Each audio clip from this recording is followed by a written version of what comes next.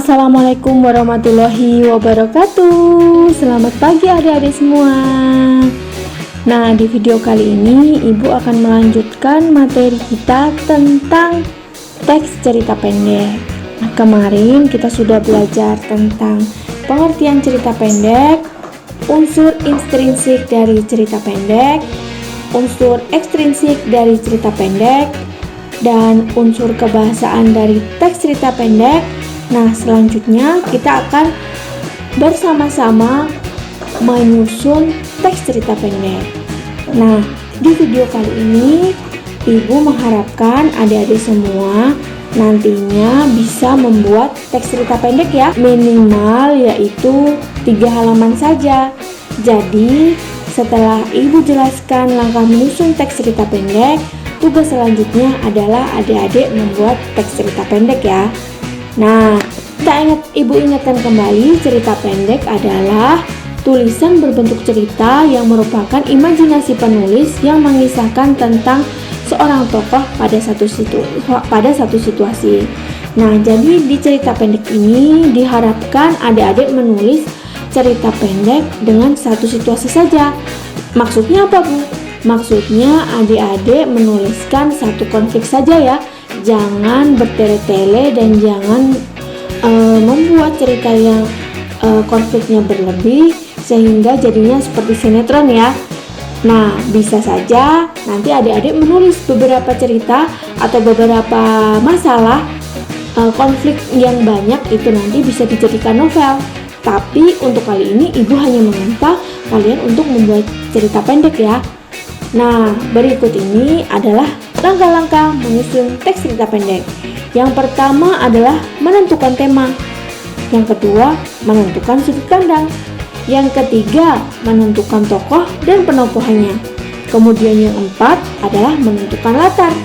Yang kelima, menyajikan peristiwa dalam sebuah alur cerita. Nah, kita bahas langkah pertama ya, yaitu menentukan tema. Nah, menentukan tema ini adalah hal yang paling pokok dalam menulis cerita pendek, karena menentukan tema ini merupakan landasan untuk menulis cerita pendek. Tema yang bisa kita ambil ada bermacam-macam ya, bisa percintaan, persahabatan, keluarga, pengkhianatan, atau lain sebagainya. Kalian juga bisa menuliskan tentang kasih sayang, atau bisa juga menuliskan tentang modernisasi seperti cerita pendek yang kita bahas kemarin ya di buku teks BSE. Nah, setelah kita menentukan tema, kita masuk ke dalam menentukan sudut pandang. Nah, sudut pandang di dalam cerita pendek itu ada dua ya. Yang pertama, orang pertama yang memosisikan sebagai tokoh utama, dan yang kedua adalah orang ketiga yang memosisikan sebagai orang yang mengetahui jalan cerita tokoh utama. Nah, di sini ada cuplikan cerita pendek Ibu nih. Di sini Ibu menentukan sudut pandang orang pertama yang memosisikan sebagai tokoh utama. Ditandai dengan apa? Nah, di sini Ibu menuliskan aku. Sebut saja kamu ketika kau memanggilku. Tak mau aku memakai namaku, nama yang sama dengan nama ayahku yang meninggalkanku bersama ibu dan adik-adikku 10 tahun yang lalu. Nah, ini disebut dengan orang pertama karena penulis memosisikan sebagai sebagai tokoh utamanya. Setelah itu adalah menentukan tokoh. Nah, menentukan tokoh ini kita menentukan tokoh dan juga sifatnya.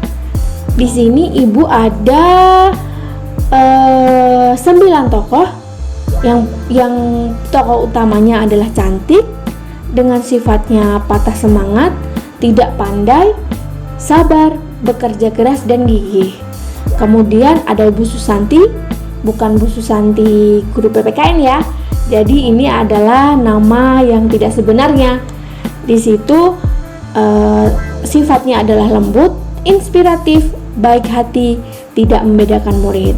Kemudian di sini ada tokoh-tokoh pendukung, tanpa disebutkan sifatnya ya, karena tokoh pendukung ini hanya disebutkan beberapa paragraf saja atau tidak ada dialognya di dalam ceritanya Ibu. Nah, di sini adalah Kansa, Radit, Nenek, Bu Nurma, Ayah, Pak Hasan, dan Ibu. Nah, itu dia tokoh yang akan Ibu tampilkan di cerita pendek. Setelah kita menentukan tokoh, kemudian kita menentukan latar. Latar dalam cerita pendek itu ada 3 ya. Yang pertama adalah latar tempat, latar waktu, dan latar suasana.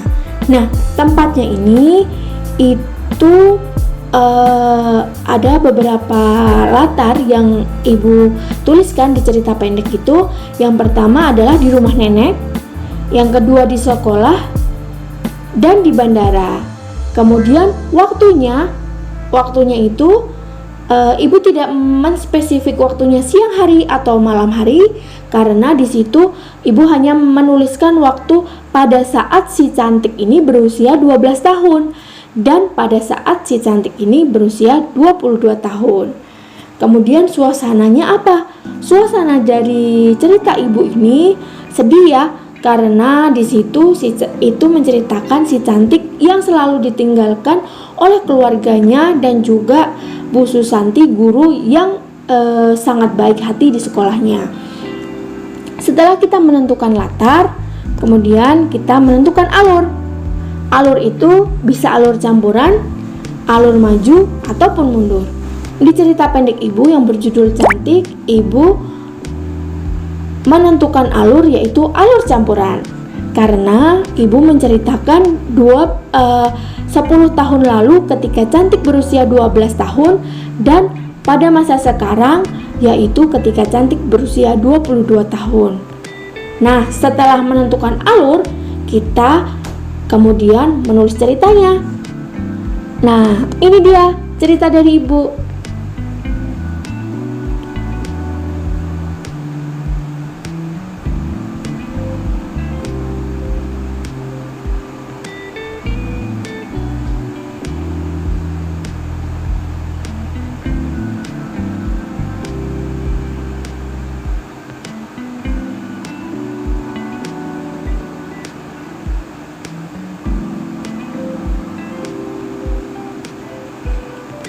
Oke, hanya Ibu tampilkan beberapa paragraf saja ya, karena cerita Ibu ini ada 5 halaman. Nah, untuk itu setelah kita mengetahui langkah-langkah menyusun teks cerita pendek, Ibu minta adik-adik menulis teks cerita pendek ya. Jadi adik-adik menuliskan cerita pendek minimal 3 halaman. Nah, Ibu minta jangan plagiat ya atau mencari cerita pendek dari orang lain. Kalian harus menuliskan cerita pendek sendiri sesuai dengan imajinasi kalian sendiri. Jangan sampai nanti Ibu tahu kalau itu adalah plagiat. Karena apa? Karena Ibu mempunyai alat untuk mendeteksi plagiat. Jadi jangan coba-coba untuk mengambil dari internet ya adik-adik. Nah, itu dia langkah-langkah menyusun teks cerita pendek. Untuk materi teks cerita pendek ini sudah berakhir ya. Nantinya di akhir pembelajaran cerita pendek akan Ibu berikan slide dari awal sampai akhir materi teks cerita pendek ya. Oke, cukup sekian. Kita berjumpa lagi di materi selanjutnya ya. Wassalamualaikum warahmatullahi wabarakatuh.